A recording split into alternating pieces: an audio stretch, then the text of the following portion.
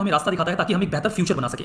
लेकिन इस पास्ट को बेहतर तरीके से जानना भी जरूरी है। आज के अपने सेशन में हम इसी पास्ट को एक्सप्लोर करेंगे और पूरी मॉडर्न हिस्ट्री को बहुत ही कम समय में एनिमेशन के थ्रू समझने का प्रयास करेंगे। इस पूरी जर्नी में हम आगे बढ़ेंगे, लेकिन उसके पहले मैं आपको कुछ बेसिक फंडामेंटल कर सकते हैं। पहला है एडवेंट ऑफ यूरोपियंस, दूसरा है रिवॉल्ट ऑफ 1857, तीसरा है beginning of modern nationalism in India and rise of Indian national Congress, चौथा है गांधीयन एरा और पांचवा है टुवर्ड्स फ्रीडम एंड पार्टीशन। तो आइए शुरू करते हैं आज के वीडियो को। 7वीं सेंचुरी में रोमन एम्पायर के डिक्लाइन के बाद इजिप्ट और पर्शिया पर अरब्स का डोमिनेंस था, जिससे यूरोप और इंडिया के बीच डायरेक्ट कॉन्टैक्ट भी डिक्लाइन हो गया, जिससे इंडिया से यूरोप एक्सपोर्ट होने वाली कमोडिटीज जैसे स्पाइसेस, सिल्क और प्रेशियस स्टोन एक्सेट्रा की डिमांड यूरोप में अफेक्ट हुई। 1453 में कॉन्स्टेंटिनोपल ऑटोमन्स के कंट्रोल में आया और इंडिया से मर्चेंडाइज यूरोप तक अरब इंटरमीडिएट्स के थ्रू जाता था और रेड सी रूट पर इन स्टेट्स की मोनोपोली थी। इन सभी सर्कमस्टेंसेस के कारण यूरोपियन इंडिया के लिए एक डायरेक्ट सी रूट की तलाश करने पर निकल पड़े। पोर्चुगल के प्रिंस हेनरी इंडिया तक डायरेक्ट सी रूट खोजने के लिए इतने ऑब्सेस्ड हो गए थे कि उनका निकनेम नेविगेटर ही पड़ गया। इसके बाद एक गुजराती पायलट अब्दुल माजिद के साथ वास्को ड गामा इंडिया के सी रूट की तलाश में निकले और मई 1498 में कैलिकट पहुंचे, जहां उनका स्वागत किया कैलिकट के किंग जैमोरिन ने, जिन्हें समुथीरी के नाम से भी जाना जाता था। सेंचुरी से इंडियन ओशन में अरब्स, अफ्रीकन और चाइनीज एक्सेट्रा प्रॉफिटेबली ट्रेड किया करते थे, पर किसी ने भी इंडियन ओशन पर डोमिनेंस स्टैब्लिश करने की कोशिश नहीं की थी। लेकिन पोर्चुगीज ईस्टर्न ट्रेड में अपनी मोनोपोली स्टैब्लिश करना चाहते थे। पेड्रो अल्वारेस काब्रल ने स्पाइस ट्रेड के लिए कालीकट में एक फैक्ट्री स्टैब्लिश की और उन्होंने कोचिन और कन्नौर के लोकल रूलर्स के साथ एडवांटेजेस ट्रीटीज भी साइन की। समय के साथ वास्को ड गामा के किंग जामोरिन के साथ रिलेशन खराब हो गए और इसके बाद वास्को ड गामा ने कन्नौर में एक फैक्ट्री सेटअप की और ग्रेजुअली कैलिकट और कन्नौर और कोचिन पोर्चुगीज के लिए इंपॉर्टेंट ट्रेड सेंटर्स बन गए और इन फैक्ट्रीज को प्रोटेक्ट करने के नाम पर पोर्चुगीज इन फैक्ट्री को फोर्टिफाई करने लगे। 1505 में किंग ऑफ पोर्चुगल ने फ्रांसिस्को दे अल्मीडा को इंडिया में गवर्नर अपॉइंट किया और इन्हें एडन और मूज और मलक्का को सीज कर इंडिया के मुस्लिम ट्रेड को डिस्ट्रॉय कर पोर्चुगीज इंटरेस्ट को कंसोलिडेट करने की रिस्पॉन्सिबिलिटी सौंपी गई। जामोरिन और इजिप्ट के सुल्तान ने अल्मीडा के बढ़ते पावर को चैलेंज किया। बैटल ऑफ दीव में इजिप्शियंस और गुजरात की कंबाइंड नेवीज के हाथों पोर्चुगीज स्क्वाड्रन की डिफीट हुई और इसमें अल्मीडा के बेटे की भी मौत हो जाती है। इसका रिवेंज अल्मीडा ने नेक्स्ट ईयर दोनों नेवीज को क्रश करके लिया। ब्लू वाटर पॉलिसीज के थ्रू अल्मीडा पोर्चुगीज को इंडियन ओशन का मास्टर बनाना चाहते थे। अल्मीडा के बाद अल्फोंसो दे अल्बुकर्की को इंडिया में गवर्नर अपॉइंट किया गया और इन्हें ईस्ट में पोर्चुगल का रियल फाउंडर माना जाता है।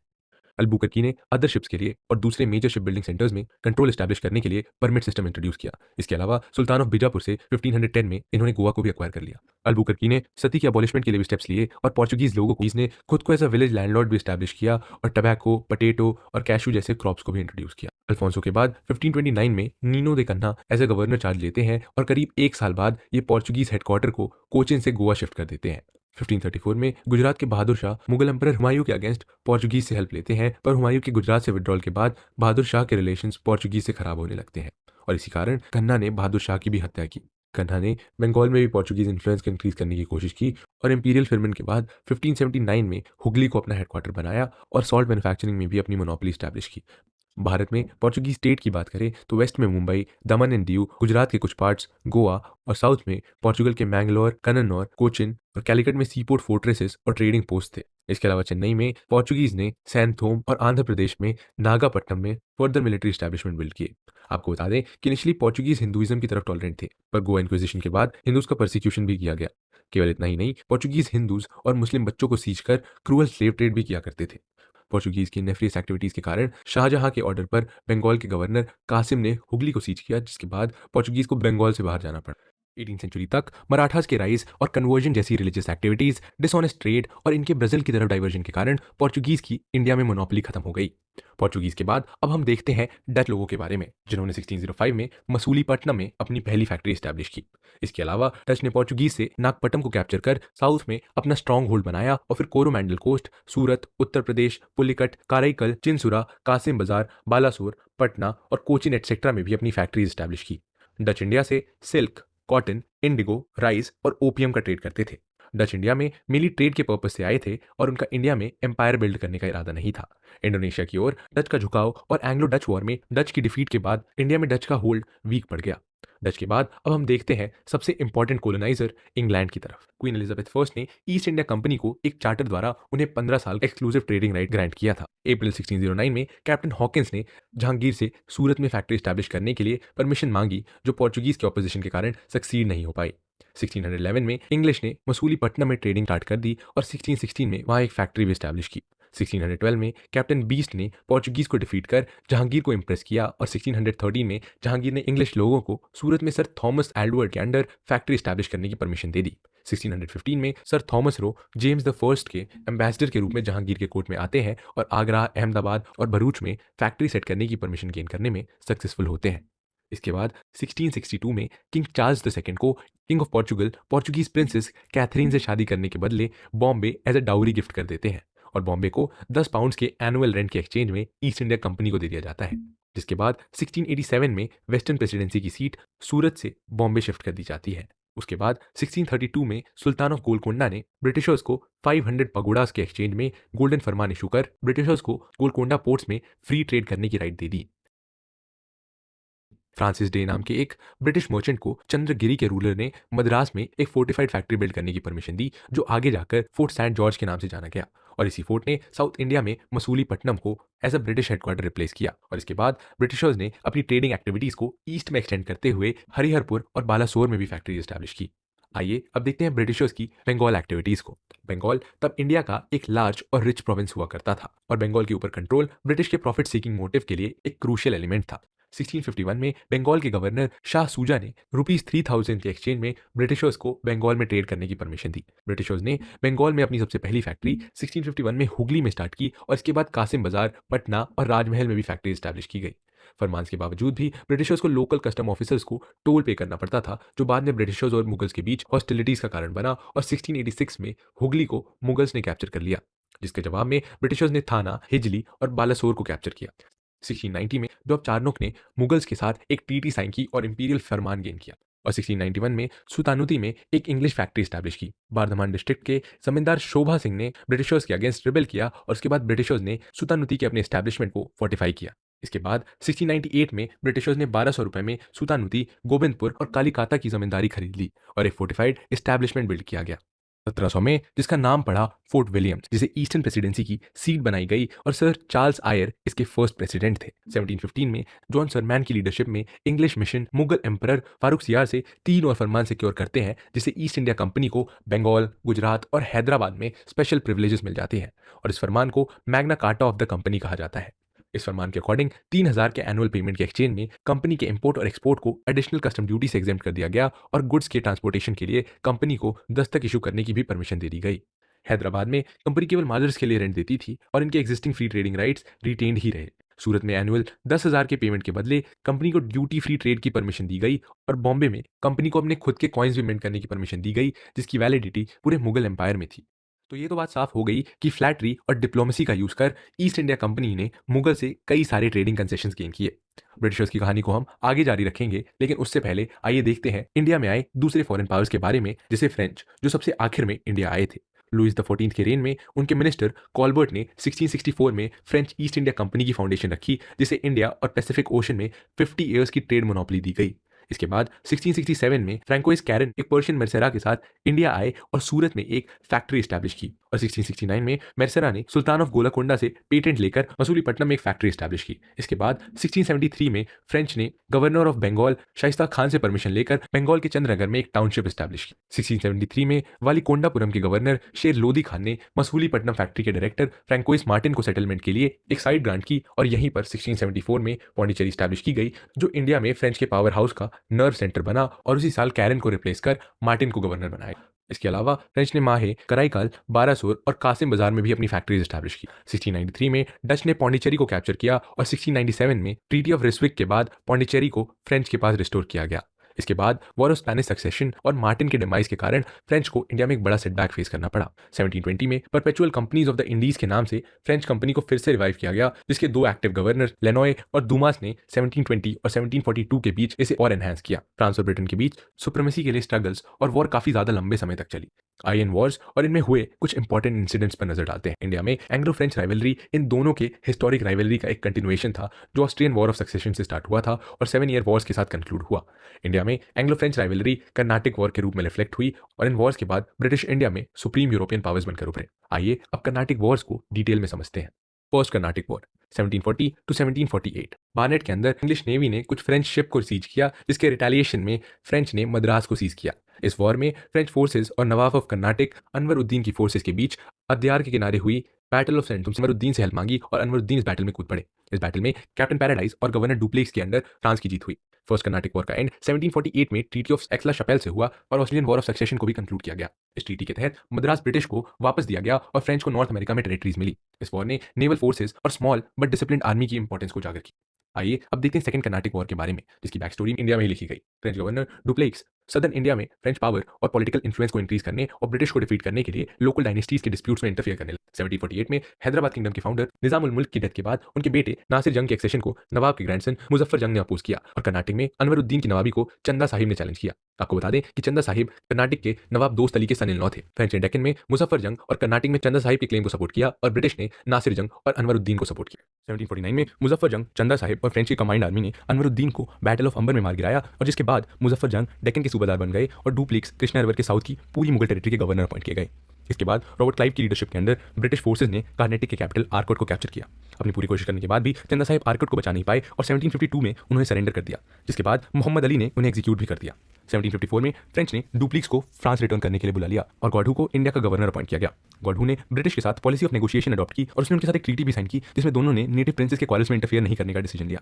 इन सब घटनाओं के बाद इंडियन अथॉरिटी यूरोपियन सपोर्ट के ऊपर डिपेंडेंट हो गई थी और कर्नाटक के मोहम्मद अली और हैदराबाद के सलावत जंग यूरोपियंस के पेट्रन के स्थान पर महज एक क्लाइंट ही बनकर रह गए। Third Carnatic war 1758 to 1763। 1758 में काउंट डिलाली के अंडर फ्रेंच आर्मी में सेंट डेविड और विजयनगरम को कैप्चर कर लिया और ब्रिटिश एडमिरल डी एक ने मसूलीपट्टनम में फ्रेंच फ्लीट पर अटैक कर दिया। Battle of Wandiwash third Carnatic war में एक डिसाइसिव बैटल थी जिसमें सर आयर कूट की लीडरशिप में ब्रिटिशर्स की जीत हुई। इसके बाद फ्रेंच की पावर ना के बराबर ही रह गई और 16 जनवरी 1761 में लैली ने फाइनली सरेंडर कर दिया। थर्ड कर्नाटक वॉर के बाद 1763 में treaty of peace of Paris sign की गई, जिसके बाद इंडिया में फ्रेंच पोजीशंस तो रिस्टोर हो गई पर इंडिया में इनका पॉलिटिकल इन्फ्लुएंस ना के बराबर ही रह गया और पोर्चुगीज और डच की तरह फ्रेंच भी अपने स्मॉल एनक्लेव्स में ही कन्फाइंड हो गए और उनकी एक्टिविटीज ट्रेड तक ही लिमिट रह गई। इस 1757 की बैटल ऑफ प्लासी को ब्रिटिश रूल के लिए एक डिसाइसिव इवेंट कंसिडर करते हैं पर बैटल ऑफ एंटीवॉश के बाद British east India company India में एक सोल पावर बनकर इमर्ज हुई थी। आगे बढ़ने से पहले आइए इंडिया में डेनिश ईस्ट इंडिया कंपनी के बारे में जानते हैं, जिसे 1616 में स्टैब्लिश किया गया था और 1620 में इन्होंने टैंजोर के करीब ट्रैंकेबार में एक फैक्ट्री स्टैब्लिश की। इसके अलावा सिरमपुर में इनकी प्रिंसिपल सेटलमेंट भी थी। डेन्स इंडिया में ट्रेड और कॉमर्स से ज्यादा मिशनरी एक्टिविटीज के लिए आए थे। औरंगजेब के रेन से ही मुगल एम्पायर की फाउंडेशन कमजोर पड़ने लगी थी, जिसमें इकोनॉमिक और military decline, external invasions, advent of Europeans, Aurangzeb की रिलीजियस और डेक्कन पॉलिसीज और मैसूर, राजपूत, केरला, जट्स, अवध, बंगाल, हैदराबाद, सिख और मराठास का इंडिपेंडेंट स्टेट बनकर उभरना भी मुगल एम्पायर के डिक्लाइन का एक मेन रीजन रहा। इंडिया में ब्रिटिश के स्ट्रॉन्ग होल्ड को इंक्रीज करने में बंगाल का एक अहम रोल रहा है। बंगाल के दीवान मुर्शिद कुली खान के बेटे सरफराज खान की हत्या कर अलीवर्दी खान ने बंगाल को टेक ओवर किया था। इंडिया के बाकी रीजन्स जो मराठा इन्वेजन्स, जट रिवॉल्ट, एक्सटर्नल इन्वेजन से स्ट्रगल कर रहे थे, बंगाल इन सबसे अनटच्ड रहा।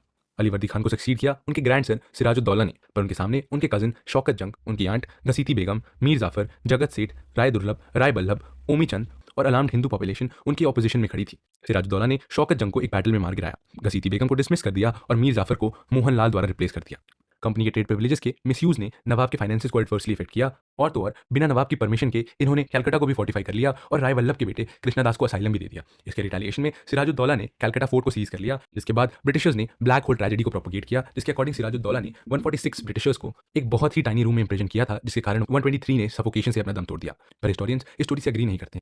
रॉबर्ट क्लाइव ने नवाब के ट्रेटर मीर जाफर, राय दुर्लभ, जगत सेठ और ओमीचंद के साथ एक सीक्रेट अलायंस साइन की, जिसके अकॉर्डिंग मीर जाफर को नेक्स्ट नवाब बनाया जाना था। इस सीक्रेट अलायंस के कारण 23 जून 1757 की बैटल ऑफ प्लासी में सिराजुद्दौला की हार हुई और मीर जाफर के बेटे मिरान के ऑर्डर पर सिराजुद्दौला को एग्जीक्यूट कर दिया गया। मीर जाफर को बंगाल का नेक्स्ट नवाब बनाया गया और इसके एक्सचेंज में मीर जाफर ने कंपनी को लार्ज सम ऑफ मनी और 24 परगनास की जिम्मेदारी सौंप दी। ब्रिटिशर्स ने मीर जाफर के कोर्ट में एक रेसिडेंट अपॉइंट किया और मीर जाफर अपनी पोजीशन मेंटेन करने के लिए पूरी तरह से ब्रिटिशर्स के ऊपर डिपेंडेंट थे। बैटल ऑफ प्लासी ने इंडिया में ब्रिटिश एम्पायर का फाउंडेशन स्टोन रखा और साथ साथ बंगाल में ब्रिटिश की मिलिट्री सुप्रीमेसी भी एस्टैब्लिश की। इसके बाद क्लाइव के रिपीटेड इंटरफेरेंस से इरिटेट होकर मीर जाफर ने डच के साथ एक कॉन्स्पिरेसी की, पर बेदारा में इंग्लिश फोर्सेस के हाथों डच की डिफीट हुई। इसके बाद कंपनी ने मीर जाफर के सन इन लॉ मीर कासिम के साथ 1760 में एक ट्रीटी साइन की और उसे नेक्स्ट नवाब बनाया गया।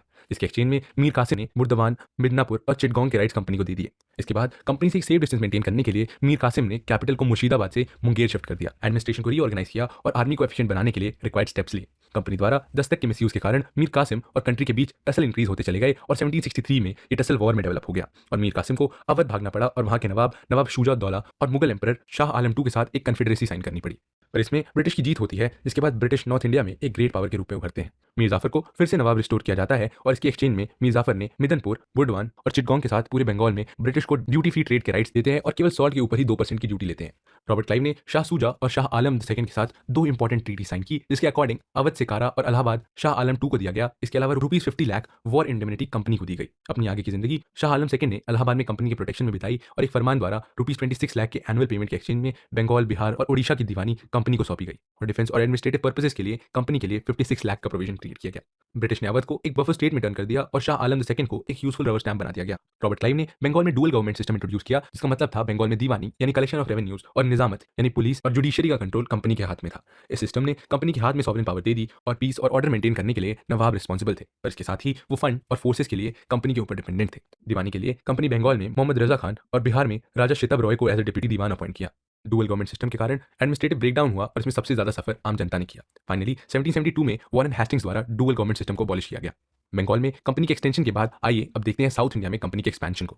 साउथ में हैदर अली के अंडर मैसूर एक फॉर्मिडेबल पावर बनकर इमर्ज हुआ। हैदर अली और उनके बेटे टीपू सुल्तान की फ्रेंच के साथ प्रॉक्सिमिटी और मालाबार के ट्रेड पर इनका कंट्रोल ब्रिटिश के लिए एक थ्रेट था। ब्रिटिश ने हैदराबाद के निजाम के साथ 1766 में ट्रीटी साइन की, जिसके अंडर ब्रिटिश हैदर अली से निजाम की प्रोटेक्शन के लिए रिस्पॉन्सिबल थे और इसके एक्सचेंज में ब्रिटिश ने निजाम से नॉर्दर्न सरकार रीजन के राइट ले लिए। हैदर अली ऑलरेडी आर्कट के नवाब और मराठास के साथ टेरिटोरियल डिस्प्यूट्स में फंसे हुए थे। 1767 से 1769 तक चले फर्स्ट एंग्लो मैसूर वॉर में हैदराबाद के निजाम और ब्रिटिश हैदर अली के अगेंस्ट अलायंस फॉर्म की और अपने स्किल्स से हैदर अली के साथ ब्रिटिशर्स को ट्रीटी ऑफ मद्रास साइन करनी पड़ी। अब आइए अब देखते हैं सेकंड एंग्लो मैसूर वॉर को, जो 1780 से 1784 तक लड़ी गई।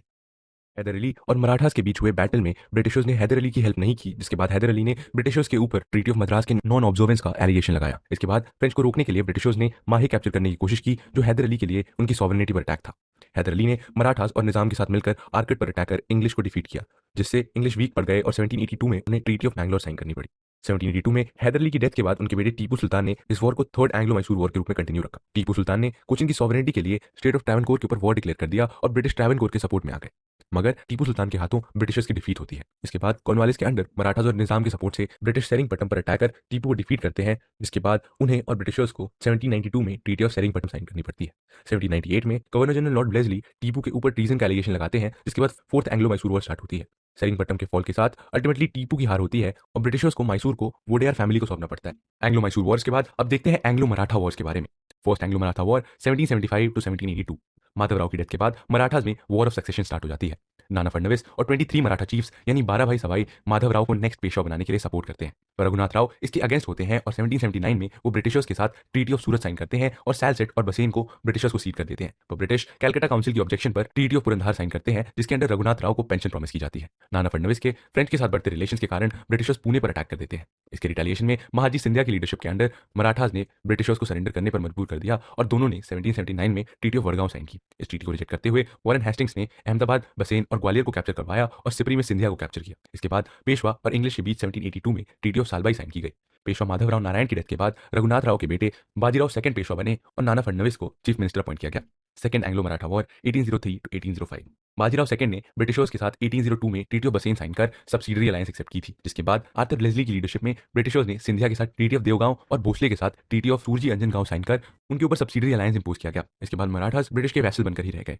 ये सारी घटनाएं थर्ड एंग्लो मराठा वॉर 1817 से 1819 की तरफ बढ़ रही थी। मराठास के वीक होने के बाद उनकी आर्मी में एज अ मर्सिनरी काम करने वाले लोग, पिंडारी लोग, अनएम्प्लॉयमेंट के कारण प्लंडरिंग जैसी एक्टिविटीज में इन्वॉल्व हो गए। ब्रिटिशर्स ने मराठास के ऊपर पिंडारीज को शेल्टर देने के चार्जेस लगाए और पिंडारी लीडर्स को कैप्चर भी किया। मराठास ने इसे अपनी सॉवरेनिटी पर अटैक मानकर पूना और नागपुर ब्रिटिश रेजिडेंसी पर अटैक कर दिया, पर एक के बाद एक सबकी डिफीट हुई, जिसके बाद पेशवा के साथ ट्रीटी ऑफ पूना, सिंधिया के साथ ट्रीटी ऑफ ग्वालियर और होलकर के साथ ट्रीटी ऑफ मंदसौर साइन की गई।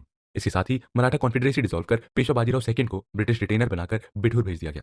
एंग्लो मराठा वॉर्स के बाद आइए अब देखते हैं फर्स्ट एंग्लो सिख वॉर के बारे में, जो 1845 से 1846 तक चली। 1845 में लाल सिंह की लीडरशिप में सिख द्वारा सतलुज रिवर को क्रॉस करने के एक्ट को ब्रिटिश ने as an act of aggression लिया और सिख के ऊपर वॉर डिक्लेयर कर दिया। इस वॉर में सिख की हार होती है और 1846 में ब्रिटिशर्स और सिख के बीच ट्रीटी ऑफ लाहौर साइन की जाती है, पर इससे अनसेटिस्फाइड सिख एक बार फिर रिबेल करते हैं, जिसके बाद दिसंबर 1846 में ट्रीटी ऑफ भैरोवल साइन की जाती है और रानी जिंदन को एज अ रीजेंट रिमूव किया जाता है और पंजाब के लिए एक काउंसिल ऑफ रीजेंसी सेट की जाती है। Second Anglo Sikh war 1848 to 1849। Multan के गवर्नर बुलराज ने रिवॉल्ट कर 2 ब्रिटिश ऑफिसर्स की हत्या कर दी और इस रिवॉल्ट को सप्रेस करने की रिस्पॉन्सिबिलिटी लॉर्ड डलहौजी के ऊपर आती है, जिस दौरान पंजाब को एनेक्स कर उसे एक चीफ कमिश्नर के अंडर प्लेस किया जाता है और जॉन लॉरेंस यहाँ के फर्स्ट चीफ कमिश्नर अपॉइंट किए जाते हैं। वॉर के अलावा ईस्ट इंडिया कंपनी ने वॉरेन हेस्टिंग्स की रिंग फेंस पॉलिसी, ब्लेजली की सब्सिडरी अलायंस और डलहौजी की डॉक्ट्रिन ऑफ लैप्स पॉलिसी का यूज कर इंडिया के प्रोस्पेरस स्टेट्स जैसे हैदराबाद, मैसूर, अवध, सतारा, झांसी एटसेट्रा को एनेक्स कर इंडिया के सोल पावर की तरह इमर्ज होते हैं। ईस्ट इंडिया कंपनी की एक्टिविटीज जैसे colonial land revenue settlement, heavy tax burden, peasant काउंट के लैंड से इवैक्यूएशन, ट्राइबल लैंड का इंक्रोचमेंट, रूरल सोसाइटी का एक्सप्लॉयटेशन, ब्रिटिश गुड्स का प्रमोशन, इंडियन इंडस्ट्रीज और एक्सपोर्ट्स पर लगी heavy duties, destruction of indigenous industries etcetera के कारण लोगों में ब्रिटिशर्स के अगेंस्ट रिजेंटमेंट इंक्रीज होने लगती है और अलग अलग स्थान और समय पर लोग रिवॉल्ट करते हैं। आइए ऐसी कुछ मेजर अपराइजिंग्स के बारे में जानते हैं। सन्यासी रिवॉल्ट और फकीर रेबिलियन 1763 टू 1800। 1770 की डिजास्टर्स फैमिन और ब्रिटिशर्स के हार्श इकोनॉमिक ऑर्डर्स ने ईस्टर्न इंडिया में सन्यासियों को रिवोल्ट करने के लिए कंपेल कर दिया। कुछ डिस्पोज जमींदार, डिसबैंडेड सोल्जर्स और पुअर रूरल फैमिलीज ने इस रिवोल्ट में पार्ट लिया। इस अपराइजिंग में हिंदूज और मुस्लिम्स ने इक्वली पार्टिसिपेट किया था और फाइनली इसे वॉरेन हेस्टिंग्स द्वारा सप्रेस कर दिया गया। देवी चौधुरानी, भवानी पाठक, मंजू शाह, चिराग अली, मूसा शाह इस अपराइजिंग के इंपॉर्टेंट लीडर्स थे। आपको बता दें कि बंकिम चंद्र चट्टोपाध्याय द्वारा रचित आनंद मठ और देवी चौधुरानी इसी सन्यासी रिवोल्ट के ऊपर बेस्ड है। नेक्स्ट इंपॉर्टेंट रेबेलियन है पाइका रेबेलियन 1870। पाइक्स ओडिशा के ट्रेडिशनल लैंड मिलिशियास थे और मिलिट्री सर्विसेज के against rent free land tenure enjoy करते थे। ब्रिटिश द्वारा राजा ऑफ खुर्दा को ओवरथ्रो करने के बाद पाइक्स की पावर को रिड्यूस कर दिया गया। कंपनी की extortionist land revenue policy, salt taxes, abolition of cowrie currency etcetera के कारण जमींदार और पेजेंट्स में रिजेंटमेंट इंक्रीज होती गई। 1814 में बख्शी जगबंधु विद्याधर के स्टेट किला रोरंग को ब्रिटिशर्स ने टेक ओवर किया, जिसके बाद जगबंधु ने राजा ऑफ खुर्दा मुकुंद देव और दूसरे जमींदार के सपोर्ट से ब्रिटिश के ऊपर अटैक कर उनको कुछ टाइम के लिए रिट्रीट करने पर मजबूर कर। मिड 1817 तक ब्रिटिशर्स ने खुर्दा को फिर से अपने कंट्रोल में ले लिया और 1818 में पाइका रेबेलियन को ब्रूटली सप्रेस किया गया। इसके बाद आइए देखते हैं 1820 में हुए आहोम रिवोल्ट के बारे में। फर्स्ट बर्मा वॉर के बाद ब्रिटिश असम से विड्रॉ करने वाले थे, पर वॉर के बाद ब्रिटिशर्स ने आहोम की टेरिटरी को एक्वायर करना चाहा, जिस कारण 1828 में आहोम प्रिंस गोमद्वार कुनवार ने रिवोल्ट कर दिया। इसके बाद कंपनी ने कंसिलिएटरी पॉलिसी अडॉप्ट करते हुए अपर असम को महाराजा पुरंदर सिंह नरेंद्र को सौंपा और कुछ पार्ट असमीज किंग को रिस्टोर कर दिया गया। अब नेक्स्ट आइए देखते हैं कूका मूवमेंट के बारे में, जिसे भगत जवाहर मल ने 1840 में वेस्टर्न पंजाब में स्टार्ट किया था। ब्रिटिश के पंजाब एनेक्सेशन के बाद ये रिलीजियस मूवमेंट पॉलिटिकल मूवमेंट में कन्वर्ट हो गया। इसके बाद हम देखते हैं कि 1782 से 1831 तक चले नारकल बेरिया अपराइजिंग के बारे में, जिसे बंगाल में टीटू मिर ने लीड किया था और इसे ब्रिटिशर्स के against first arm present uprising consider किया जाता है। नेक्स्ट है करम शाह द्वारा स्टार्ट किया गया पंगल पंथीस मूवमेंट, जिसे मेनली मेमसिंग डिस्ट्रिक्ट के हाजोंग और गारो ट्राइब के लोगों ने पार्टिसिपेट किया था। इसके आगे हम देखते हैं 1836 से 1854 के बीच हुए फर्स्ट मोपला अपराइजिंग के बारे में, जो ऑफिशियल्स के ऑपरेशंस के अगेंस्ट मालाबार में हुआ। इसके बाद 1921 में खिलाफत मूवमेंट के दौरान सेकंड मोपला अपराइजिंग होती है। पेजेंट्स की तरह ही ट्राइबल्स ने भी ब्रिटिश ऑपरेशंस के अगेंस्ट रिवोल्ट किया था। आइए देखते हैं ऐसे ही कुछ इंपॉर्टेंट रिवोल्ट्स के बारे में। सबसे पहले हम देखेंगे झारखंड के सिंगबम में हुए हो और मुंडा अपराइजिंग के बारे में। बिरसा मुंडा इस मूवमेंट के सबसे इंपॉर्टेंट लीडर थे और 1860 से 1920 के बीच हुए उल गुलाम को one of the most important tribal uprising consider किया जाता है। नेक्स्ट हम देखेंगे 1855 में राजमहल हिल्स के संथाल रिबेलियन के बारे में, जिसमें सिद्धू और कानू ने जमींदार और ब्रिटिशर्स के अगेंस्ट रिबेलियन को लीड किया था। इस तरह अलग अलग समय पर ट्राइबल्स और पेजेंट्स ने ब्रिटिश ऑपरेशन के अगेंस्ट कई रिवोल्ट किए, जैसे साउथ में हुआ पोलीगार मूवमेंट, ईस्टर्न बंगाल का फराइजी रिवोल्ट, कोल म्यूटनी, खोंद अपराइजिंग और भिल रिवोल्ट एक्सेट्रा। इस जर्नी में आगे बढ़ते हुए अब हम चलते हैं 1857 में, जहां मंगल पांडे ने बैरकपुर में सीपॉय म्यूटनी का बिगुल बजाया, जिसे वीर सावरकर और एसबी चौधरी ने फर्स्ट वॉर ऑफ इंडिपेंडेंस का नाम दिया। ब्रिटिश राज के under heavy taxation, discriminatory tariff policies, destruction of traditional handicraft industry, British का सोशल रिलीजियस अफेयर्स में इंटरफेरेंस, सीपॉयज के साथ हुए रिलीजियस और इकोनॉमिक इंजस्टिस एक्सेट्रा इस रिवॉल्ट के पीछे के कुछ मेन रीजंस थे। इनमें से मेन ट्रिगर पॉइंट बना सीपॉयज के खाने के आटे में बोन डस्ट मिक्स करना और न्यू एनफील्ड राइफल का इंट्रोडक्शन, जिसकी कार्ट्रिज में पिग और काऊ का फैट यूज होता था, जो हिंदूज और मुस्लिम्स दोनों के लिए ही अनएक्सेप्टेबल था और इसका नतीजा हुआ सीपॉय म्यूटनी। इसके बाद रिबेल ने बहादुर शाह जफर को इंडिया के एम्परर के रूप में एक्सेप्ट किया। अलग अलग स्थानों पर लीडर्स ने इस रिवॉल्ट को लीड किया, जैसे दिल्ली में जनरल बख्त खान, कानपुर में नाना साहेब, लखनऊ में बेगम हजरत महल, बरेली में खान बहादुर, बिहार में कुंवर सिंह, फैजाबाद में मौलवी अहमदुल्ला और झांसी में रानी लक्ष्मीबाई, जिन्हें ट्रिब्यूट देते हुए ब्रिटिश ऑफिसर सर ह्यू ग्रोस ने कहा, "हियर ले the woman who was the only man among the rebels." इनके अलावा तात्या टोपे भी रानी लक्ष्मीबाई के सपोर्ट में आए थे, पर अंत में सर ह्यू व्हीलर, सर कॉनी कॉम्बेल और हेनरी लॉरेंस एक्सेट्रा जैसे ब्रिटिश ऑफिसर्स ने इस रिवॉल्ट को ब्रूटली सप्रेस कर दिया। 1857 का रिवॉल्ट इंडिया की हिस्ट्री में एक टर्निंग पॉइंट था, जिसके बाद क्वीन विक्टोरिया को ब्रिटिश इंडिया का सॉवरेन रूलर डिक्लेयर किया गया, गवर्नर जनरल को वाइस रॉय से रिप्लेस किया गया और लॉर्ड कैनिंग ब्रिटिश इंडिया के फर्स्ट वाइस रॉय अपॉइंट किए गए। इसके अलावा इंडिया के एडमिनिस्ट्रेशन के लिए एक सेक्रेटरी ऑफ स्टेट भी अपॉइंट किया गया और इंडिया में ब्रिटिश एनेक्सेशंस और एक्सपेंशंस पर फुल स्टॉप लगा दिया गया।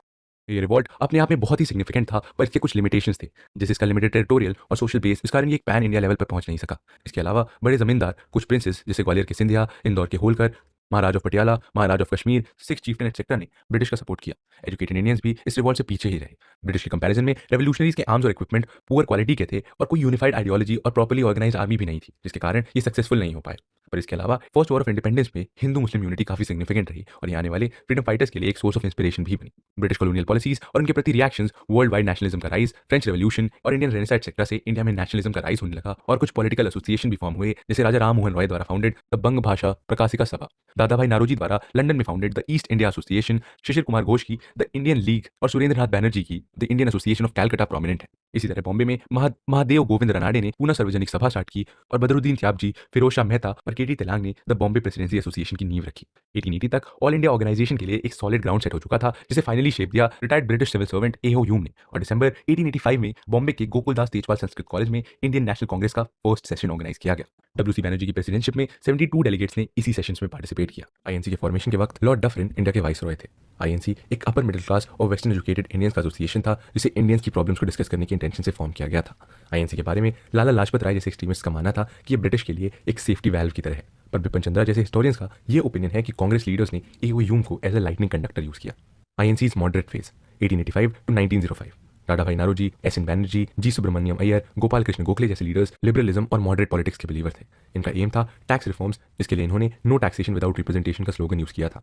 इसके अलावा इनका एम था एजुकेशन, एग्जीक्यूटिव काउंसिल और इंडियन काउंसिल इन लंदन में इंडियंस का रिप्रेजेंटेशन और एग्जीक्यूटिव एंड जुडिशरी का सेपरेशन। इसके लिए मॉडरेट्स ने 3 P's यानी प्रेयर्स, पिटिशन और प्रोटेस्ट का यूज किया। Indian council act of 1892 moderates का, इस एक्ट ने लेजिस्लेटिव काउंसिल के साइज को इंक्रीज किया था और साथ ही काउंसिल में नॉन ऑफिशियल्स का प्रोपोर्शन भी इंक्रीज किया। इसके अलावा मॉडरेट्स ने लोगों के अंदर नेशनलिज्म के बीज बोने का भी काम किया और डेमोक्रेसी, लिबर्टी और इक्वालिटी जैसे आइडियाज को पॉपुलराइज भी किया और ब्रिटिशर्स की इकोनॉमिक रेंज जैसी पॉलिसीज को एक्सपोज करने के साथ साथ सोशल रिफॉर्म्स के लिए भी काम किया।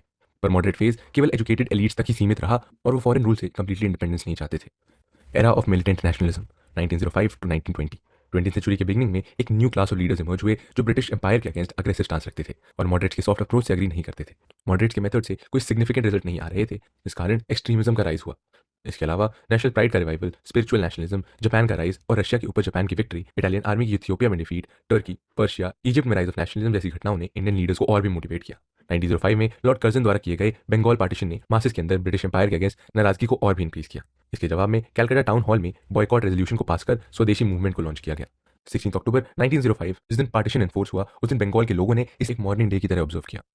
रविंद्रनाथ टैगोर की एडवाइस पर लोगों ने एक दूसरे को यूनिटी राखी बांधी।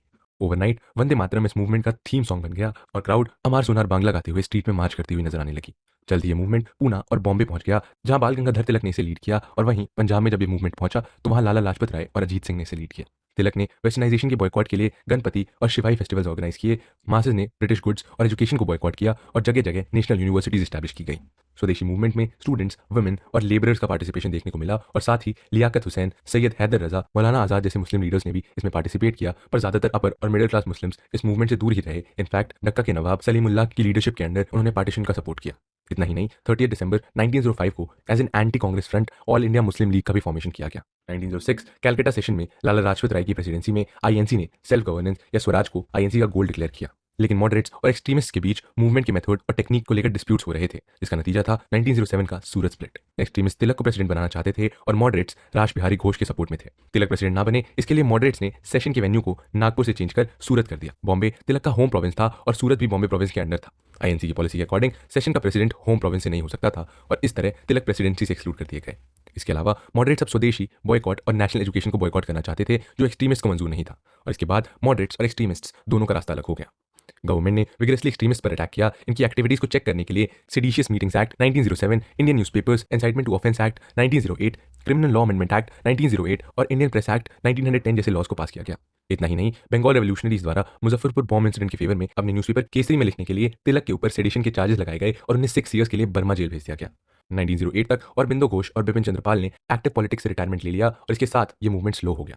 1911 में पार्टीशन को कैंसिल कर दिया गया और बंगाल प्रोविंस से बिहार, उड़ीसा और असम को अलग कर सेपरेट स्टेट्स बना दिए गए और मुस्लिम्स को अपीस करने के लिए ब्रिटिश इंडिया के कैपिटल को कैलकाटा से दिल्ली शिफ्ट किया गया, पर मुस्लिम इससे बहुत ज्यादा इंप्रेस नहीं हुए। स्वदेशी मूवमेंट के फॉलोआउट के बाद 1907 से 1917 का दशक रेवोल्यूशनरी एक्टिविटीज का फर्स्ट फेज रहा और रेवोल्यूशनरीज ने रशियन नाइलिस्ट्स और आयरिश नेशनलिस्ट के फुटस्टेप पर चलते हुए अपनी एक्टिविटीज को अंजाम दिया। बंगाल, महाराष्ट्र और पंजाब इन एक्टिविटीज के मेन सेंटर्स रहे और बंगाल में जतिंद्र नाथ बैनर्जी, बरेंद्र कुमार घोष और प्रमोदम मित्तर ने अनुशीलन समिति स्टैब्लिश किया और एक वीकली युगांतर भी स्टार्ट किया। राज बिहारी बोस और सचिंद्र सान्याल ने पंजाब, यूनाइटेड प्रोविंस और दिल्ली को कवर करने के लिए एक सीक्रेट सोसाइटी बनाई। 1908 में प्रफुल्ल चक्की और खुदीराम बोस ने जज किंग्सफोर्ड के कैरियर के ऊपर बॉम्ब से अटैक किया, पर अनफॉर्चुनेटली किंग्सफोर्ड के स्थान पर 2 ब्रिटिश लेडीज की डेथ हो गई, जिसके बाद प्रफुल्ल चक्की ने खुद को शूट कर लिया और खुदीराम बोस को फांसी की सजा दी गई। अलीपुर कॉन्स्पिरेसी केस में अनुशीलन समिति के मैक्सिमम लीडर्स को सजा हो गई। इसके बाद जतिंद्र नाथ मुखर्जी, जिन्हें बाघा जतिन के नाम से भी जाना जाता है, उन्होंने वेस्टर्न अनुशीलन समिति की बागडोर संभाली। जतिन ने राजबिहारी बोस के साथ मिलकर जर्मन प्लॉट या जिमरमैन प्लान बनाया, जिसका टारगेट था फोर्ट विलियम को सीज करना और गुरिल्ला फोर्स का यूज कर पूरे इंडिया में अपराइजिंग स्टार्ट करना। इनकी इन्फॉर्मेशन लीक हो जाने के कारण ये प्लान फेल हो गया और बालासोर में बाघा जतिन की हत्या कर दी गई। महाराष्ट्र में सावरकर ने मित्र मेला ऑर्गेनाइज किया जो बाद में अभिनव भारत के साथ मर्ज हुआ। जल्द ही नासिक, पूना और बॉम्बे बॉम्ब मैन्युफैक्चरिंग सेंटर्स की तरह इमर्ज हुए। पंजाब से लाला लाजपत राय, अजीत सिंह और सैयद हैदर रजा ने रेवोल्यूशनरी एक्टिविटीज को लीड किया। इसके अलावा श्यामजी कृष्णा वर्मा ने लंदन में इंडियन होम रूल सोसाइटी यानी इंडिया हाउस एस्टैब्लिश किया। इसी के एक मेंबर 1909 में कर्जन वाइली का असैसिनेशन किया और मैडम भिखारी कामा और अजीत सिंह ने पेरिस और जिनीवा में अपनी एक्टिविटीज जारी रखी। उधर अमेरिका के सैन फ्रांसिस्को में लाला हरदयाल, सोहन सिंह बखना ने कुछ और रेवोल्यूशनरीज के साथ मिलकर 21 फरवरी 1915 को गदर फिरोजपुर, लाहौर और रावलपिंडी में आर्म्ड रेवेलियन रिवॉल्ट स्टार्ट करने के प्लान में थे, जो ट्रेचरी के कारण सक्सेसफुल नहीं हुआ। Home rule league movement Tilak, Annie Besant, Sir S Subramaniam Iyer, Mohammad Ali Jinnah जैसे प्रोमिनेंट लीडर्स ने आयरिश होम रूल के बेसिस पर all India home rule establish किया। एनी बेसेंट ने अपने न्यूज़पेपर कॉमनवील और न्यू इंडिया के थ्रू कैंपेनिंग की और तिलक ने अप्रैल 1916 में अपना India home rule league establish किया और उनकी एक्टिविटीज कर्नाटका, सेंट्रल प्रोविंस, बिरार और महाराष्ट्र में बॉम्बे के अलावा स्प्रेडेड थे। इसके बाद मोतीलाल नेहरू, जवाहरलाल नेहरू, CR दास, मदन मोहन मालवीय, लाला लाजपत राय एक्सेट्रा भी होम रूल लीग से जुड़ गए, पर एंग्लो इंडियंस, ज्यादातर मुस्लिम और साउथ के नॉन ब्राह्मण्स इस मूवमेंट से दूर ही रहे। ब्रिटिश गवर्नमेंट ने सिवियरली इस मूवमेंट को रिप्रेस करने की कोशिश की और तिलक की पंजाब और दिल्ली में एंट्री बैन कर दी। एनी बेसेंट और उनके एसोसिएट और जॉर्ज अरुणडेल को अरेस्ट कर लिया और साथ ही सर एस सुब्रमण्यम अय्यर के नाइटहुड को रिनाउंस कर दिया गया। 1919 आने तक lack of effective organization, communal riot, Montagu के ऑगस्ट स्टेटमेंट जिसमें उन्होंने सेल्फ गवर्नमेंट को इंडिया के लिए ब्रिटिश रूल का लॉन्ग टर्म गोल डिक्लेयर किया और मोंटागो चेम्सफोर्ड रिफॉर्म एक्टा के कारण home rule movement fade out हो गया। 1920 में गांधी जी ने होम रूल लीग की प्रेसिडेंटशिप एस्टैब्लिश की और इसे एक नया नाम स्वराज सभा दिया गया। 1916 में AC मजुमदार की लीडरशिप में हुए लखनऊ सेशन में एक्सट्रीमिस्ट INC से फिर से मर्ज हो गए और साथ ही इन्होंने मुस्लिम लीग के साथ लखनऊ पैक्ट भी साइन किया। Era of mass nationalism 1919 to 1939, emergence of Gandhi. South Africa में इंडियंस के अधिकारों के लिए सत्याग्रह करने के बाद गांधी जी जनवरी 1915 को इंडिया आते हैं और 1917 में उन्होंने बिहार के चंपारण में फर्स्ट सिविल डिसोबीडियंस किया। चंपारण के किसानों के ऊपर यूरोपियन प्लांटर्स ने तिनकठिया सिस्टम फोर्स किया था और किसानों से इलीगल ड्यूज और रेंट वसूला करते थे। राजकुमार शुक्ला, राजेंद्र प्रसाद और JB कृपलानी जैसे लीडर्स के साथ गांधी जी चंपारण आते हैं और इस इनह्यूमन सिस्टम के अगेंस्ट सक्सेसफुली सिविल डिसोबीडियंस करते हैं। इसके बाद 1918 में अहमदाबाद मिल में वर्कर्स के लिए गांधी जी ने हंगर स्ट्राइक किया जो उनका इंडिया में पहला हंगर स्ट्राइक था। फिर 1918 में ही खेड़ा में गांधी जी ने वहां के किसानों के लिए नॉन कोऑपरेशन मूवमेंट किया। कॉमन मासेस के ऊपर अपनी पावर ग्रिप और इंक्रीज करने के लिए 1919 में ब्रिटिश गवर्नमेंट रॉलेट एक्ट या anarchical and revolutionary crimes act pass करती है।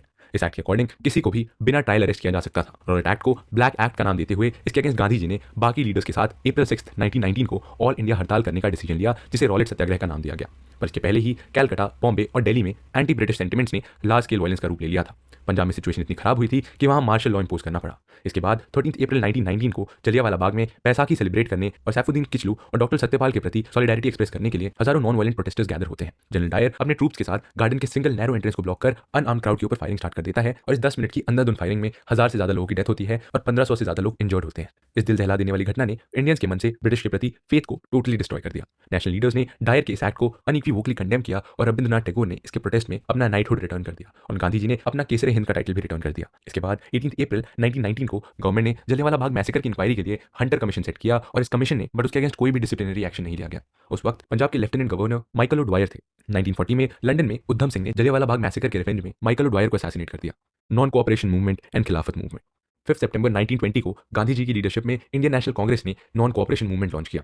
1921 में गांधी जी ने पूरे देश में ट्रैवल करते हुए नॉन कोऑपरेशन मूवमेंट को टेनेट्स को एक्सप्लेन किया। नॉन कोऑपरेशन मूवमेंट एक पीसफुल नॉन वायलेंट मूवमेंट था जिसमें इंडियंस ने अपने टाइटल्स रिलिंक्विश किए, लोकल बॉडीज और गवर्नमेंट सर्विसेज से रिजाइन किया। इसके साथ ही गवर्नमेंट स्कूल और यूनिवर्सिटीज और आर्मी को भी बॉयकॉट किया। लोगों ने टैक्सेस देने से मना कर दिया और INC ने स्वराज की भी डिमांड की।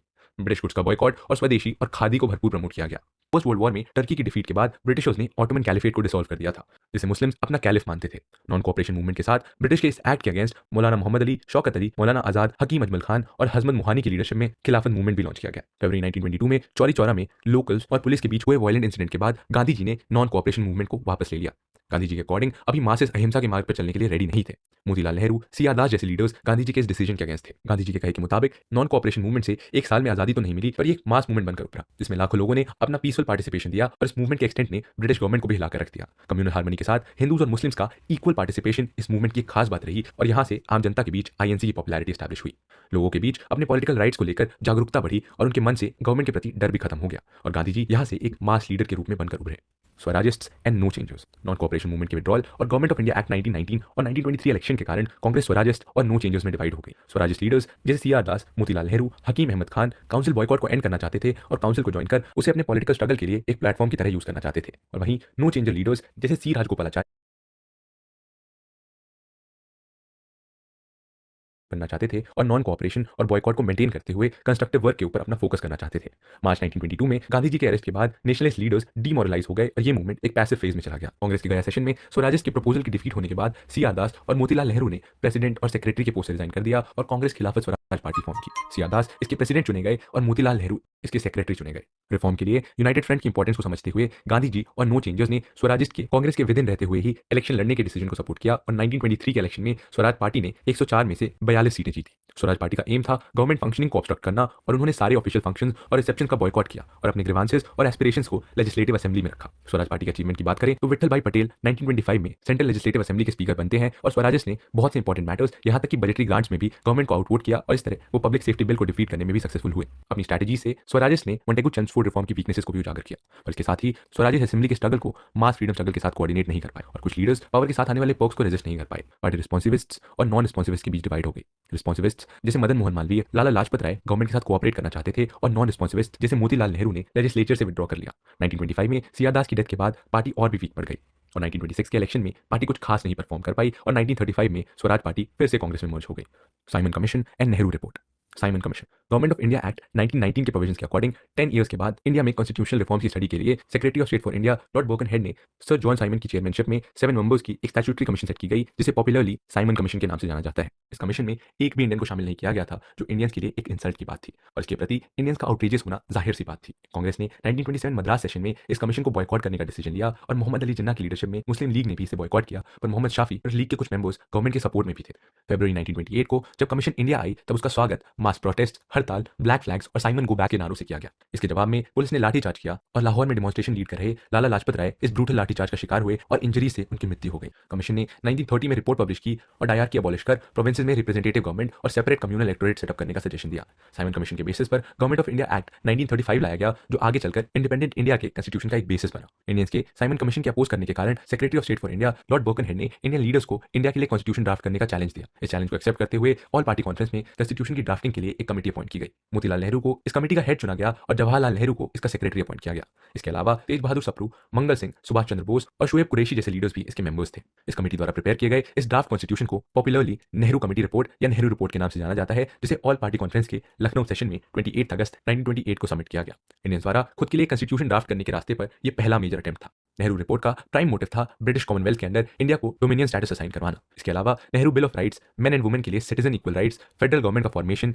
नो स्टेट रिलीजन और सुप्रीम कोर्ट के क्रिएशन एक्सेट्रा को भी इस रिपोर्ट में इंक्लूड किया गया। कैलकाटा में हुए ऑल पार्टी कॉन्फ्रेंस में जिन्ना ने 3 अमेंडमेंट्स दिए जैसे सेंट्रल लेजिस्लेटिव में मुस्लिम्स का 1/3 रिप्रेजेंटेशन, अडल्ट सफरेज एस्टैब्लिश होने तक पंजाब और बंगाल में मुस्लिम की पॉपुलेशन प्रोपोर्शन के अकॉर्डिंग रिजर्वेशन और रेसिडुअल पावर प्रोविंसेस को देना। जिन्ना की डिमांड्स एक्सेप्ट नहीं की गई जिसके बाद 1929 में जिन्ना ने 14 पॉइंट्स दिए। आईएनसी के द्वारा दिसंबर 1928 को कैलकाटा सेशन में नेहरू रिपोर्ट को अप्रूव किया जाता है पर कांग्रेस के यंग लीडर्स जैसे जवाहरलाल नेहरू, सुभाष चंद्र बोस डोमिनियन स्टेटस के गोल से सेटिस्फाइड नहीं होते हैं और पूर्ण स्वराज यानी कंप्लीट इंडिपेंडेंस की डिमांड रेज करते हैं। आईएनसी के सीनियर लीडर्स गवर्नमेंट को अपनी डिमांड एक्सेप्ट करने के लिए 1 साल का टाइम देते हैं और कहती है कि अगर गवर्नमेंट इसे एक्सेप्ट नहीं करती है तो आईएनसी पूर्ण स्वराज के लिए सिविल डिसोबीडियंस मूवमेंट लॉन्च कर देगी। आयरविन डिक्लेरेशन 31 अक्टूबर 1929। 31 अक्टूबर 1929 को लॉर्ड आयरविन ने इंडियन गैजेट में एक डिक्लेरेशन पब्लिश किया जिसमें डोमिनियन स्टेटस के लिए कोई फिक्स टाइम फ्रेम डिसाइड नहीं किया गया था और लॉर्ड आयरविन ने साइमन कमीशन की रिपोर्ट सबमिशन के बाद राउंड टेबल कॉन्फ्रेंस अटेंड करने के लिए नेशनल लीडर्स ने दिल्ली मैनिफेस्टो में कुछ कंडीशंस रखे और वाइसरॉय ने ये एश्योरेंस मांगा कि राउंड टेबल कॉन्फ्रेंस का पर्पस होगा डोमिनियन स्टेटस के लिए एक कॉन्स्टिट्यूशन ड्राफ्ट करना, लेकिन आयरविन ने दिल्ली मैनिफेस्टो को रिजेक्ट कर दिया। दिसंबर 1929 लाहौर कांग्रेस सेशन में जवाहरलाल नेहरू प्रेसिडेंट नॉमिनेट किए जाते हैं और कुछ मेजर डिसीजन भी इसी सेशन में लिए जाते हैं जैसे राउंड टेबल कॉन्फ्रेंस को बॉयकॉट करना, टोटल इंडिपेंडेंस को आईएनसी का ऑफिशियल गोल डिक्लेयर करना और इसके अलावा कांग्रेस वर्किंग कमेटी को सिविल डिसोबीडियंस मूवमेंट लॉन्च करने की अथॉरिटी देना और साथ ही 26 जनवरी 1930 को स्वराज डे के रूप में सेलिब्रेट करने का डिसीजन लेना। इसके बाद गांधी जी ने गवर्नमेंट के सामने 11 डिमांड्स रखी और इन्हें एक्सेप्ट या रिजेक्ट करने के लिए 31 जनवरी 1930 का डेडलाइन दिया। गवर्नमेंट से कोई रिस्पांस ना मिलने के बाद कांग्रेस वर्किंग कमेटी ने गांधी जी को सिविल डिसोबीडियंस मूवमेंट लॉन्च करने की फुल अथॉरिटी दे दी और गांधी जी ने सॉल्ट के मूवमेंट का सेंट्रल फॉर्मूला बनाया। गांधी जी के दांडी मार्च के साथ सिविल डिसोबीडियंस मूवमेंट स्टार्ट होता है और 12 मार्च 1930 को साबरमती आश्रम से 78 आश्रम मेंबर्स के साथ वे दांडी के लिए निकलते हैं और 6 अप्रैल 1930 को गांधी जी सबके साथ दांडी आते हैं और सॉल्ट लॉ ब्रेक करते हैं। गांधी जी ने लोगों को अपने घरों में सॉल्ट बनाने के लिए एनकरेज किया और इसके साथ ही पूरे देश में लोगों ने सॉल्ट की प्रोडक्शन स्टार्ट कर दी। इस घटना और इसके इंपैक्ट को न्यूज़पेपर्स में एक्सटेंसिवली कवर किया गया। तमिलनाडु में सी राजगोपालाचारी ने तिरुचिरपल्ली से विदर्नियम तक मार्च ऑर्गेनाइज किया और टेंजन और कोस्ट में अप्रैल 1930 को सॉल्ट लॉ ब्रेक किया। मालाबार के केकेलापन ने भी सॉल्ट मार्चेज ऑर्गेनाइज किए। केकेलापन को वाईकॉम सत्याग्रह के लिए बेस्ट जाना जाता है। गोपाल बंधु चौधरी ने बालासोर, कटक और पुरी के अंदर सॉल्ट सत्याग्रह को सक्सेसफुली लीड किया। असम में असमीज, बंगालीज, हिंदूज के बीच के टेंशन के कारण सिविल डिसोबीडियंस मूवमेंट बहुत ज्यादा राइज नहीं कर पाया। मई 1930 में कनिंगम सर्कुलर के साथ स्टूडेंट्स ने सक्सेसफुल स्टूडेंट स्ट्राइक ऑर्गेनाइज किया।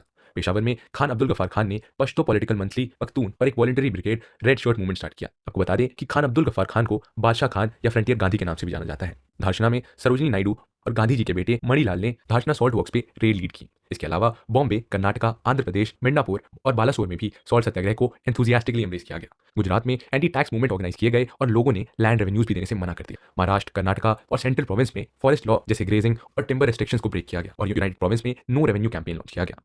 मणिपुर एंड नागालैंड। मणिपुर से रानी गाइदिन ने अपने कजन हैपो जादेनों के रास्ते पर चलते हुए 13 साल की एज में रिवॉल्ट को लीड किया। सिविल डिसोबीडियंस मूवमेंट की खास बात यह रही कि इसमें स्टूडेंट्स, वुमेन, मुस्लिम्स, मर्चेंट्स, पेटी ट्रेडर्स, ट्राइबल्स, वर्कर्स और पेजेंट्स सबका एक्टिव पार्टिसिपेशन देखा गया। सिविल डिसोबीडियंस की अपराइजिंग को रोकने के लिए ब्रिटिश गवर्नमेंट ने सिविल मार्शल लॉ इंपोज कर दिया। हजारों एक्टिविस्ट को अरेस्ट किया गया और उनकी प्रॉपर्टी को कॉन्फिस्केट किया गया। इस हार्श रिप्रेशन का सबसे ज्यादा इंपैक्ट वुमेन के ऊपर हुआ और प्रेस और लिटरेचर के ऊपर बैन इंपोज कर दिया गया। इसके बाद 12 नवंबर 1930 को लंदन के हाउस ऑफ लॉर्ड्स में किंग जॉर्ज V ने first round table conference officially inaugurate किया। इस राउंड टेबल कॉन्फ्रेंस में पहली बार ब्रिटिशर्स और इंडियंस इक्वली आमने सामने बैठे थे। कांग्रेस और कुछ प्रोमिनेंट बिजनेस लीडर्स ने इस राउंड टेबल कॉन्फ्रेंस को बॉयकॉट किया, लेकिन प्रिंसली स्टेट्स, मुस्लिम लीग, जस्टिस पार्टी और हिंदू महासभा द्वारा इसे अटेंड किया गया। 1931 को गांधी जी और वाइसरॉय आयरन के बीच एक पैक्ट साइन किया गया, जिसे गांधी आयरन पैक्ट या दिल्ली पैक्ट के नाम से भी जाना जाता है। इस पैक्ट के बाद इंडियन नेशनल कांग्रेस इंडियंस के रिप्रेजेंटेटिव के रूप में एस्टैब्लिश हो गई। अब बात करते हैं सेकंड राउंड टेबल कॉन्फ्रेंस की। Second round table conference London में 7 सितंबर 1931 से दिसंबर 1931 तक कंडक्ट हुआ, जिसमें गांधी जी कांग्रेस रिप्रेजेंटेटिव के रूप में पार्टिसिपेट करते हैं।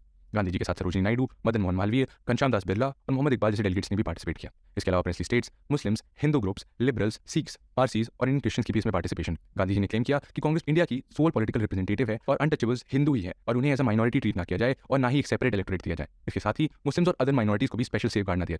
गांधी जी के क्लेम को बाकी पार्टिसिपेंट्स ने रिजेक्ट कर दिया और सेपरेट इलेक्टोरेट के मैटर पर गांधी जी और B.R. अम्बेडकर किसी एक डिसीजन पर नहीं आ। और इसी तरह पार्टिसिपेंट्स के बीच डिफरेंसेस के कारण सेकंड राउंड टेबल कॉन्फ्रेंस भी किसी नतीजे पर नहीं पहुंची।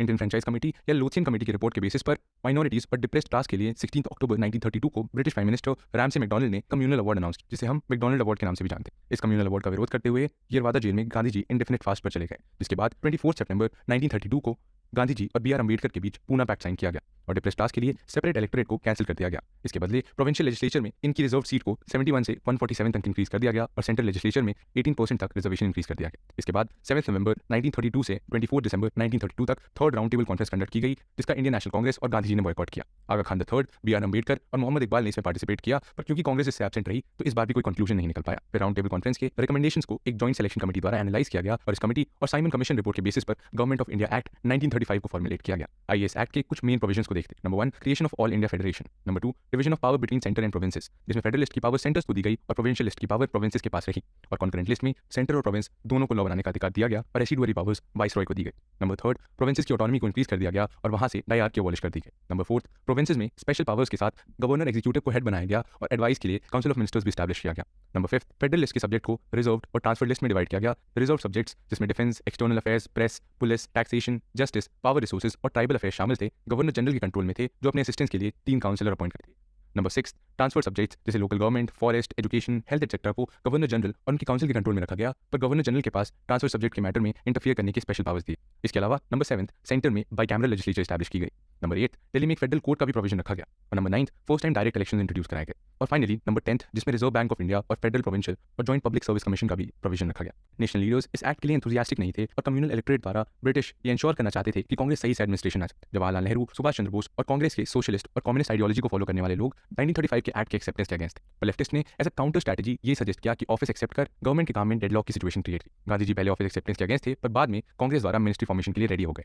अब चलिए बात करते हैं रेवोल्यूशनरीज की। इंडियन इंडिपेंडेंस की स्ट्रगल भगत सिंह जैसे रेवोल्यूशनरीज की कंट्रीब्यूशन के बिना अधूरी ही है। गांधी जी के नॉन कोऑपरेशन मूवमेंट में बहुत सारे रेवोल्यूशनरीज ने एक्टिवली पार्टिसिपेट किया, पर नॉन कोऑपरेशन मूवमेंट के सडन विड्रॉल के बाद कांग्रेस और गांधी जी से अनसैटिस्फाइड रेवोल्यूशनरीज ने एक अल्टरनेटिव वे चुना। पंजाब, यूनाइटेड प्रोविंस और बिहार रीजन में revolutionary activities Hindustan Republican association dominate करती थी, जिसे अक्टूबर 1924 को कानपुर में रामप्रसाद बिस्मिल, योगेश चंद्र चैटर्जी और सचिन सान्याल ने एस्टैब्लिश किया था। एचआरए का एम था आर्म्ड रिबेलियन के थ्रू ब्रिटिश रूल को ओवरथ्रो कर federal Republic of the United states of India establish करा। इस गोल के अचीवमेंट के लिए काकोरी रॉबरी को अंजाम दिया गया। इसके बाद रामप्रसाद बिस्मिल, अशफाकुल्ला, रोशन सिंह और राजेंद्र लहरी को एग्जीक्यूट कर दिया गया। भगत सिंह के सजेशन के बाद फिरोज शाह कोटला में हुई मीटिंग में एचआरए को एक नया नाम दिया, जो कि था हिंदुस्तान सोशलिस्ट रिपब्लिकन एसोसिएशन यानी HSRA। साइमन कमीशन के वक्त हुए शेर पंजाब लाला लाजपत राय की डेथ का रिवेंज लेने के लिए भगत सिंह, आजाद और राजगुरु ने सॉन्डर्स को असैसिनेट किया। HSRA के ऑब्जेक्टिव्स और मास रेवोल्यूशन के इंपॉर्टेंस को समझने के लिए पब्लिक सेफ्टी बिल और ट्रेड डिस्प्यूट बिल के अगेंस्ट प्रोटेस्ट करने के लिए भगत सिंह और बटुकेश्वर दत्त ने 9 अप्रैल 1929 को सेंट्रल लेजिस्लेटिव असेंबली में बॉम्ब ब्लास्ट किया, जिसके बाद लाहौर जेल में भगत सिंह, सुखदेव और राजगुरु के ऊपर लाहौर कॉन्स्पिरेसी का ट्रायल चला। इनके साथ बाकी रेवोल्यूशनरीज भी दूसरे केसेस के लिए अंडर ट्रायल थे। जेल के हॉरिबल कंडीशंस के अगेंस्ट प्रोटेस्ट करते हुए भगत सिंह और बाकी रेवोल्यूशनरीज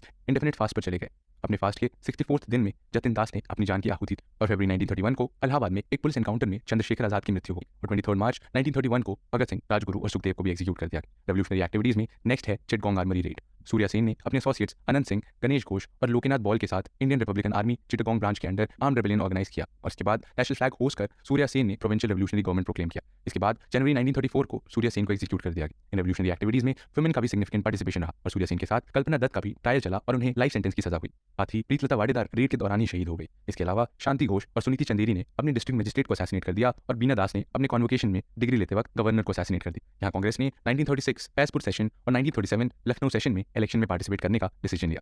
बंगाल, असम, पंजाब, सिंध और एनडब्ल्यूएफपी के अलावा कांग्रेस ने सारे प्रोविंसेस में मेजॉरिटी हासिल की। अपने रूल के दौरान कांग्रेस ने सिविल लिबर्टीज इंक्रीज की, प्रेस से रिस्ट्रिक्शंस रिमूव किए गए, पॉलिटिकल प्रिजनर्स और रेवोल्यूशनरीज को रिलीज किया गया और बैंड ऑर्गेनाइजेशंस, बुक्स और जर्नल से बैन अपलिफ्ट किया गया। कांग्रेस के 1938 हरिपुरा सेशन में सुभाष चंद्र बोस प्रेसिडेंट इलेक्ट होते हैं और बोस इकोनॉमिक डेवलपमेंट के लिए नेशनल प्लानिंग कमेटी के फॉर्मेशन के लिए क्रूशियल रोल प्ले करते हैं। मार्च 1939 त्रिपुरी सेशन में सुभाष चंद्र बोस फिर से प्रेसिडेंट इलेक्ट होते हैं पर इंटरनल डिस्प्यूट्स के कारण बोस रिजाइन कर देते हैं और Rajendra Prasad next president elect किए जाते हैं। इसके बाद बोस और उनके फॉलोअर्स कांग्रेस के with in he forward block के नाम की पार्टी फॉर्म करते हैं। जब बोस ने एआईसीसी रेवोल्यूशन के against all India protest organise करने की कोशिश की तब उनके अगेंस्ट डिसिप्लिनरी एक्शन लेते हुए कांग्रेस वर्किंग कमेटी के द्वारा उन्हें बंगाल प्रोविंशियल कांग्रेस कमेटी के पोस्ट से रिमूव कर दिया गया। मीनवाइल सेकंड वर्ल्ड वॉर में ब्रिटिश इंडियन गवर्नमेंट ने इंडियन ओपिनियन कंसल्ट किए बिना ही वॉर में इंडियंस का सपोर्ट डिक्लेयर कर दिया। ब्रिटिश के इस यूनिलैटरल एक्शन से कांग्रेस सहमत नहीं थी पर कांग्रेस कुछ कंडीशन पर वॉर में ब्रिटेन का सपोर्ट करने के लिए रेडी हुई, जिसे वॉर के बाद इंडिया की कॉन्स्टिट्यूएंट असेंबली और इमीडिएट रिस्पॉन्सिबल गवर्नमेंट का एस्टैब्लिशमेंट। पर वाइसरॉय लिनलिथगाओ ने इस कंडीशन को रिजेक्ट कर दिया। फैशिज्म के अगेंस्ट होने के कारण गांधी जी अलाइड फोर्सेस के सपोर्ट में थे पर सुभाष चंद्र बोस किसी के फेवर में नहीं थे और सिचुएशन का एडवांटेज लेते हुए सिविल डिसोबीडियंस मूवमेंट लॉन्च करना चाहते थे। नेहरू के ओपिनियन में जब तक फ्रीडम नहीं मिल जाती तब तक ब्रिटेन को इंडिया का सपोर्ट नहीं मिलेगा। फाइनली नेहरू के ओपिनियन को कांग्रेस वर्किंग कमेटी ने भी अडॉप्ट किया और इसे फॉलो करते हुए कांग्रेस मिनिस्टर्स ने अपने ऑफिस से रिजाइन कर दी। यहाँ मार्च 1940 में मुस्लिम लीग ने लाहौर सेशन में मुस्लिम के सेपरेट होमलैंड के लिए पाकिस्तान रेजोल्यूशन पास किया। हिटलर की बढ़ती सक्सेस के कारण ब्रिटिश कंसिलियरी मूड में थे पर कांग्रेस की इंटरिम गवर्नमेंट फॉर्मेशन की डिमांड को रिजेक्ट करते हुए लिनलिथगाओ ने अगस्त 1940 में ऑगस्ट ऑफर अनाउंस किया। इसमें इंडिया के लिए डोमिनियन स्टेटस, मेजॉरिटी इंडियन के साथ वाइसरॉय एग्जीक्यूटिव काउंसिल का एक्सपेंशन, वॉर के बाद कंस्टिट्यूएंट असेंबली का फॉर्मेशन और फ्यूचर में कॉन्स्टिट्यूशन के अडॉप्शन के लिए माइनॉरिटीज कंसेंट को मैंडेटरी किया गया। वीटो अश्योरेंस को मुस्लिम लीग ने एक्सेप्ट किया पर पार्टीशन की डिमांड पर वो अड़े रहे। वाइसरॉय के इस ऑफर को रिजेक्ट करते हुए कांग्रेस ने गांधी जी की लीडरशिप में इंडिविजुअल सत्याग्रह लॉन्च किया, जिसमें सबसे पहले सत्याग्रही बने विनोबा भावे और उनके बाद आए जवाहरलाल नेहरू। जापान के राइजिंग अग्रेशन को देखते हुए गांधी जी और जवाहरलाल नेहरू के ऑब्जेक्शन के बावजूद कांग्रेस वर्किंग कमेटी ने गवर्नमेंट के साथ कोऑपरेट करने का डिसीजन लिया और बदले में वॉर के बाद इंडिपेंडेंस और इमीडिएट पावर ट्रांसफर की कंडीशन रखी। वॉर में इंडिया के सपोर्ट के लिए 1942 में स्टैफर्ड क्रिप्स द्वारा headed Cripps mission constitutional proposals के साथ इंडिया आती है। Stafford Cripps Indian national movement के सपोर्ट होते। क्रिप्स मिशन ने इंडिया के सामने डोमिनियन स्टेटस और कॉन्स्टिट्यूएंट असेंबली के फॉर्मेशन जैसे प्रपोजल्स रखे पर कांग्रेस और मुस्लिम लीग दोनों ने इसे रिजेक्ट कर दिया और गांधी जी ने इसे as a post dated cheque describe किया। क्रिप्स के इंडिया से डिपार्चर के बाद जुलाई 1942 में वर्धा सेशन में जवाहरलाल नेहरू ने क्विट इंडिया रेजोल्यूशन प्रपोज किया, जिसे सरदार पटेल ने सेकंड किया और कांग्रेस वर्किंग कमेटी ने इसे पास किया और इसे लीड करने का चार्ज गांधी जी को सौंपा गया। इसके बाद बॉम्बे के ग्वालियर टैंक से गांधी जी ने डू और डाई का स्लोगन दिया। इसके नेक्स्ट दिन 9 अगस्त 1942 को कांग्रेस के सारे टॉप लीडर्स को अरेस्ट किया गया और कांग्रेस और इसके दूसरे ऑर्गन्स को इलीगल डिक्लेयर कर दिया गया और पब्लिक मीटिंग्स को भी प्रोहिबिट कर दिया गया। तीन लीडर्स के एब्सेंस में अरुणा असफ अली जैसे यंग लीडर्स इमर्ज हुए और जनरल पब्लिक ने क्विट इंडिया मूवमेंट में एक्टिव पार्टिसिपेशन शो किया। अथॉरिटीज के सिंबल को अटैक करना, खुद को अरेस्ट करवाना, student strike, worker strike, procession etcetera activities ने जोर शोर से पार्टिसिपेट किया। इसके अलावा सोशलिस्ट, फॉरवर्ड ब्लॉक, रेवोल्यूशनरीज और गांधी आश्रमाइट्स ने अंडरग्राउंड रहकर अपना रोल प्ले किया। इसमें मेन है राम मनोहर लोहिया, अरुणा असफ अली, जयप्रकाश नारायण, उषा मेहता और सुचेता कृपलानी एटसेट्रा। बलिया में चिट्टू पांडे ने पैरेलल गवर्नमेंट एस्टैब्लिश की। इस तरह सतारा में वाईबी चवन, नाना पाटिल एटसेट्रा ने प्रति सरकार ऑर्गेनाइज की और मिर्नापुर में जातीय सरकार और विद्युत वाहिनी ऑर्गेनाइज की गई। क्विट इंडिया मूवमेंट में सोसाइटी के वेरियस सेक्शंस जैसे students, workers, women, pageants, government officials, Muslims और बिजनेसमैन का एक्टिव पार्टिसिपेशन देख वहीं मुस्लिम लीग, कम्युनिस्ट्स और हिंदू महासभा ने इस मूवमेंट को बॉयकॉट किया। मूवमेंट के प्राइसिंग को कर्व करने के लिए गवर्नमेंट ने मार्शल लॉ इंपोज कर दिया और ब्रूटल लाठीचार्ज और टीयर गैस फायरिंग एटसेट्रा का यूज कर सीवियर तरीके से इस मूवमेंट को सप्रेस किया और इसमें करीब 10,000 लोगों ने अपनी जानें गंवाई। गवर्नमेंट के इस वायलेंट मेजर को कंडेम करने के लिए गांधी जी ने फास्ट रखा, जिसके ओवरवेलमिंग रिस्पॉन्स में लोगों ने इंडिया और अब्रॉड में हड़ताल, प्रोटेस्ट और डेमोन्स्ट्रेशन ऑर्गेनाइज किए और वाइसरॉय के एग्जीक्यूटिव काउंसिल से 3 मेंबर्स ने भी रिजाइन कर दिया। इस फास्ट ने पब्लिक के मोराल को बूस्ट करते हुए उनके मन में एंटी ब्रिटिश फीलिंग को पंप किया और पॉलिटिकल एक्टिविटीज के लिए एक अपॉर्चुनिटी। मीनवाइल सिंगापुर में राज बिहारी बोस ने 1943 में इंडियन नेशनल आर्मी और इंडियन इंडिपेंडेंस लीग की कमांड सुभाष चंद्र बोस को सौंप दी। इसके बाद बोस ने सिंगापुर में provincial government for free India form. 1944 में आईएनए हेडक्वार्टर्स को रंगून शिफ्ट किया गया, जहां से चलो दिल्ली वॉर क्राई के साथ आईएनए के सोल्जर्स इंडिया की तरफ मार्च करते हैं। 1943 को जापान ने अंडमान एंड निकोबार आइलैंड्स बोस को हैंडओवर किए और बोस ने इनका नाम शहीद द्वीप और स्वराज द्वीप रखा। 18 मार्च 1944 को आजाद हिंद फौज कोहिमा और इम्फाल तक पहुंची और मणिपुर के मुयांग में इंडियन फ्लैग होस्ट करती है। हार्श वेदर और जापानीज डिस्क्रिमिनेशन फेस करते हुए आईएनए आगे बढ़ रही होती है पर वर्ल्ड वॉर 2 में जापान सरेंडर कर देता है, जिसके बाद आईएनए को भी सेटबैक झेलना पड़ता है। रिपोर्टेडली 18 अगस्त 1945 को ताइवान के ताइपे में हुए एक प्लेन एक्सीडेंट में सुभाष चंद्र बोस की डेथ हो जाती है। यहाँ इंडिया में वॉर टाइम के हॉरर को 1943 के फैमिन्स ने और भी इंक्रीज कर दिया और साउथ वेस्ट बंगाल इस फैमिन का वर्स्ट अफेक्टेड रीजन। आर्मी के फूड रिक्वायरमेंट को पूरा करने के लिए फूड सप्लाई को डाइवर्ट किया गया। बर्मा और साउथ ईस्ट एशिया से राइस इंपोर्ट्स बंद हो गई और डेलिबरेट प्रॉफिट रिंग और मिसमैनेजमेंट ने फैमिन को और भी एग्रेवेट कर दिया और इस मैन-मेड फैमिन और एपिडेमिक ने अराउंड 3 मिलियन लोगों की जान ली। मीनवाइल कॉन्स्टिट्यूशनल क्राइसिस को सॉल्व करने के लिए सी राजगोपालाचारी ने कांग्रेस लीग कोऑपरेशन के लिए एक फार्मूला प्रपोज किया, जिसे पाकिस्तान के लिए लीग के कोऑपरेशन के एक्सचेंज में पाकिस्तान के लिए एक प्लेबिसाइड प्रपोज किया गया था और गांधी जी ने इसे सपोर्ट किया, पर लीग ने इस फार्मूला को रिजेक्ट कर दिया और इसके अलावा वीर सावरकर द्वारा भी इस प्लान को कंडेम किया गया। डेडलॉक को एंड करने भूलाभाई देसाई और लीग के डिप्टी लीडर लियाकत अली खान ने इंटरिम गवर्नमेंट के लिए देसाई लियाकत पैक्ट साइन किया और लीग किसी सेटलमेंट पर नहीं पहुंची। वॉर के बाद वाइसरॉय लॉर्ड वेवल ने शिमला में एक कॉन्फ्रेंस ऑर्गेनाइज किया और वेवल प्लान प्रपोज किया। इस प्लान के अकॉर्डिंग गवर्नर जनरल और कमांडर इन चीफ के अलावा एग्जीक्यूटिव काउंसिल में सारे इंडियन मेंबर्स होंगे और ये काउंसिल इंटरिम गवर्नमेंट की तरह फंक्शन करेगी और कास्ट, हिंदूज और मुस्लिम्स की इक्वल रिप्रेजेंटेशन का भी प्रोविजन रखा गया। इस प्लान को कांग्रेस ने रिजेक्ट कर दिया और वेवल ने लीग को वर्चुअल वीटो दे दिया, जिससे लीग और जिन्ना की पोजीशन बूस्ट हो गई। वॉर के बाद कांग्रेस आईएनए के सपोर्ट में आती है और वॉर प्रिजनर्स के लिए जवाहरलाल नेहरू, तेज बहादुर सप्रू, असफ अली, भूलाभाई देसाई, के.एन. काटजू ने डिफेंस ऑर्गेनाइज किया। आईएनए ट्रायल्स के अगेंस्ट इंक्रीज होते अपसोच में रॉयल इंडियन नेवी रेबेलियन काफी सिग्निफिकेंट है।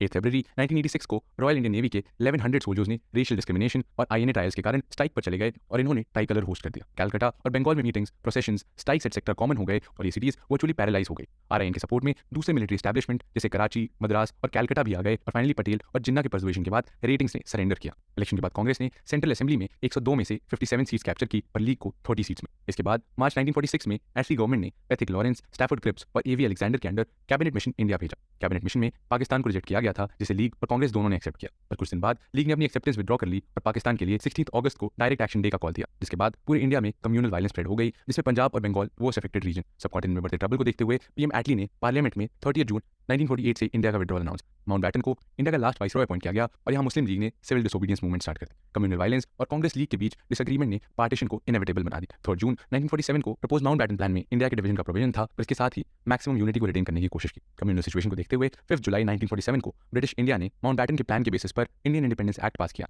जिसे 15 अगस्त